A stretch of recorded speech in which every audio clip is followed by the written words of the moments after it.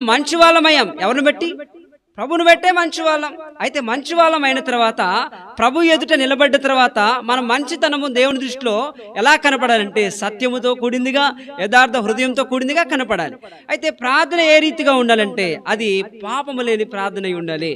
ఒకవేళ మన లోపల ఒక భక్తుడు చెప్తా ఉన్నాడు, ప్రార్థన ఏం చేస్తుందంటే ప్రార్థన అంట పాపము చేయకుండా కదండి. జాన్ బన్యార్ గారు చెప్పారు కదా, ప్రార్థన పాపము చేయకుండా చేస్తుంది. అయితే ఒకవేళ పాపము చేస్తే పాపం ఏం చేస్తుందంట?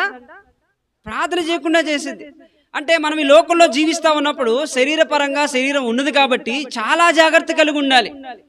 ప్రతి విషయంలో ప్రార్థన, వేకునే ప్రార్థన, సమయాల్లో ప్రార్థన, కుటుంబంలో కుటుంబ ప్రార్థన, ఇవన్నీ చాలా అవసరం. ఎందుకంటే ఈ లోకంలో జీవిస్తూ ఉన్నప్పుడు ప్రభువు లేకుండా మనము జయ జీవితాన్ని జీవించలేం. ప్రభు లేకుండా మనం ఏ విషయంలో ముందుకు వెళ్ళలేం.